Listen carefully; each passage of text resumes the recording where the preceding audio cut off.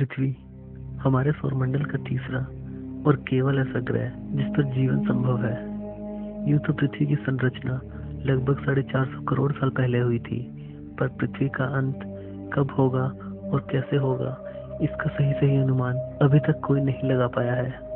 नमस्कार दोस्तों, आज के इस एपिसोड में आपका स्वागत है। आज हम बात करने वाले हैं ऐसी थ्योरीज की जो कि हमें बताएंगी कि पृथ्वी पर जीवन का अंत किस तरह से हो सकता है। यह थ्योरीज 100% सच नहीं है, पर फिर भी यह हमें एक झलक दे सकती है कि पृथ्वी पर जीवन का अंत किस तरह से होगा। तो आज की वीडियो शुरू करते हैं और जानते हैं ऐसे तथ्यों के बारे में जो कि हमें बताएंगे कि पृथ्वी पर जीवन का अंत किस तरह से होगा। क्षुद्र ग्रहों से टकराव। क्षुद्र ग्रह यानी कि एस्टेरॉइड। पहले हम जानेंगे कि क्षुद्र ग्रह क्या होता है और यह ब्रह्मांड में कहां पर है। क्षुद्र ग्रह या एस्टेरॉइड वो पत्थर हैं जो कि ब्रह्मांड में घूम रहे हैं और जो कि हमारे सौर मंडल के ग्रहों की भांति सूर्य की परिक्रमा करते हैं।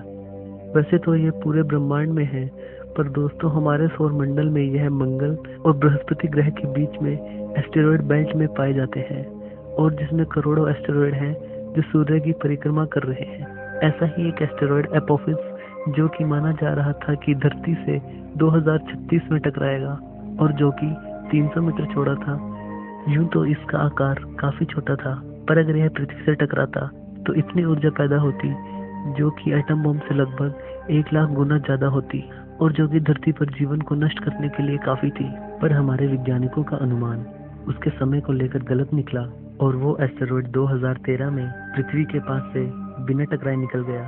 और दोस्तों आपकी जानकारी के लिए बता दूं कि एक एस्टेरॉइड जिसका व्यास यानी डायमीटर 20 से 80 किलोमीटर का हो और वो धरती से टकराए तो वो धरती के पूरे जीवन को नष्ट कर सकता है। और सबसे बड़ा एस्टेरॉइड जो एस्टेरॉइड बेल्ट में घूम रहा है उसका डायमीटर यानी व्यास लगभग 525 किलोमीटर का है।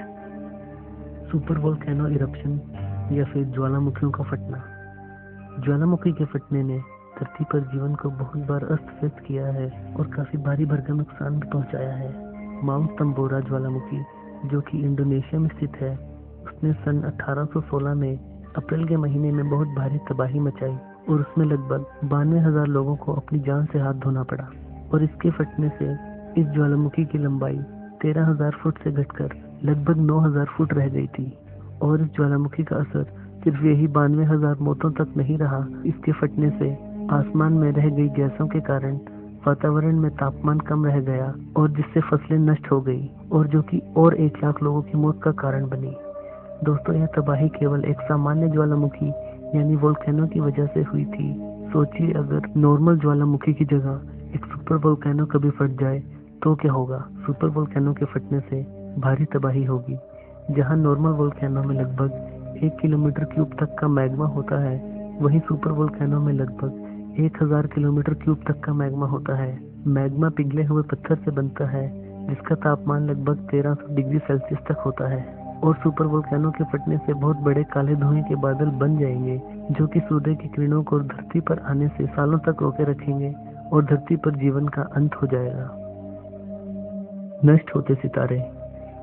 यूं तो रात में टिमटिमाते हुए सितारे बहुत सुंदर लगते हैं, पर यह भी धरती पर जीवन को नष्ट करने का कारण बन सकते हैं। जब 2 नष्ट होते हुए सितारे आपस में मिलने लगते हैं तो वो गामा किरणों का एक सुपरनोवा बनाते हैं और जो कि इतनी शक्तिशाली और चमकदार होती हैं कि हमारी धरती को कुछ पलों में ही नष्ट कर सकती हैं। हमारी धरती ही नहीं, वो अपने दायरे में आने वाली हर चीज को चंद सेकंड में नष्ट कर देती है। वैसे ब्रह्मांड में यह प्रक्रिया होती रहती है, पर यह प्रक्रिया धरती से बहुत दूर होती है, इसलिए हमारी धरती और सौर मंडल पर उसका असर नहीं पड़ता। इन 2 नष्ट होते सितारों के मिलने से इतनी गामा किरणें निकलती हैं जिनकी ऊर्जा हमारे सूरज से लगभग 1 करोड़ अरब गुना ज्यादा होती है। और अगर यह प्रक्रिया धरती से 1000 प्रकाश वर्ष की दूरी पर हो तो धरती इसकी रोशनी से एक पल में भुन जाएगी और पृथ्वी पर जीवन के अंत के साथ साथ खुद पृथ्वी भी नष्ट हो जाएगी। 1 प्रकाश वर्ष या लाइट ईयर का मतलब यह होता है कि जितनी दूरी प्रकाश या लाइट 1 साल में पूरी करता है उसे प्रकाश वर्ष कहते हैं। Big crunch theory. जैसा कि हम सब जानते हैं कि हमारा ब्रह्मांड लगातार फैलता जा रहा है और यह फैलना कब बंद होगा इसका अंदाजा किसी को नहीं है। पर अगर हम बिग क्रंच थ्योरी के अनुसार चलें तो इस थ्योरी का मानना है कि एक समय ऐसा आएगा जब ब्रह्मांड का फैलना बंद हो जाएगा और उस पॉइंट पर गुरुत्वाकर्षण के कारण पूरा ब्रह्मांड सिकुड़ने लगेगा और सिकुड़ते सिकुड़ते वो एक छोटी सी बिंदु में समा जाएगा और पृथ्वी के साथ साथ पूरा ब्रह्मांड नष्ट हो जाएगा। पर इस क्रिया को होने में अभी बहुत लंबा समय लगेगा, जिस समय का हमें अंदाजा भी नहीं है। और जब यह समय आएगा तो यह प्रक्रिया भी इतनी जल्दी होगी कि इससे बचा नहीं जा सकेगा और यह संसार खत्म होने के बाद एक नई दुनिया शुरू होगी और ब्रह्मांड की यह बनने और नष्ट होने की प्रक्रिया हमेशा ऐसे ही चलती रहेगी। पर दोस्तों, इस थ्योरी के विपरीत एक और थ्योरी भी दी जाती है जिसे हीट डेप्थ के नाम से जाना जाता है। इस थ्योरी के अनुसार हमारा ब्रह्मांड कभी भी फैलना बंद नहीं होगा और यह इतना फैलता जाएगा कि सारे ग्रह, सितारे, सूर्य, आकाशगंगाएं एक दूसरे से बहुत दूर चले जाएंगे। और अगर ऐसा हुआ तो हमारी पृथ्वी पर जीवन संभव नहीं हो पाएगा, क्योंकि सितारों और सूरज के दूर जाने की वजह से हमारी पृथ्वी और हमें पर्याप्त गर्मी यानी ऊर्जा नहीं मिल पाएगी और जीवन का अंत हो जाएगा। तो दोस्तों, ब्रह्मांड फैले या सिकुड़े, दोनों ही तर्कों में पृथ्वी का अंत होना निश्चित है। सूर्य पर होने वाले विस्फोट। सूर्य पर हमेशा अलग अलग तरह के विस्फोट होते रहते हैं और उसमें से एक है सोलर फ्लेयर्स या फिर जिन्हें कोरोनल मास इजेक्शन भी कहा जाता है। ये ऐसे चुंबकीय विस्फोट हैं जिनके कारण उपपरमाणिक कण या सब एटॉमिक पार्टिकल्स धरती पर पहुंच जाते हैं और जो कि हमारे कम्युनिकेशन सिस्टम को बंद कर सकते हैं और हमारे ग्रह की सारी बिजली और टेक्नोलॉजी को ठप कर सकते हैं। यह सारा काम इन विस्फोटों से निकले उपपरमाणिक कण या सब एटॉमिक पार्टिकल करते हैं, जो कि सूर्य से निकलकर पृथ्वी की तरफ लगभग 64 लाख किलोमीटर प्रति घंटे की रफ्तार से आते हैं। यूं तो ये हमेशा सूर्य से निकलते रहते हैं, पर हमारी धरती का चुंबकीय क्षेत्र हमें इनसे बचाता आया है। पर अगर कोई सोलर फ्लेयर ज्यादा शक्ति का हुआ तो वह पृथ्वी पर भारी तबाही मचा सकता है।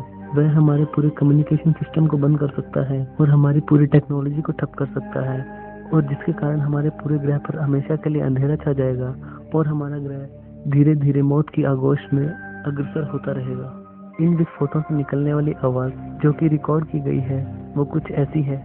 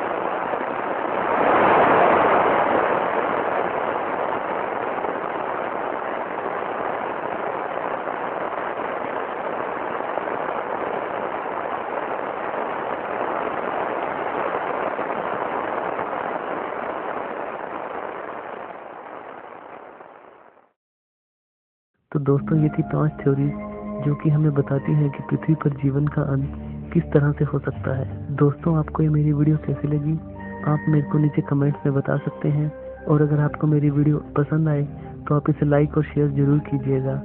अगली बार एक ऐसी ही रोचक वीडियो लेकर आऊँगा। तब तक के लिए धन्यवाद।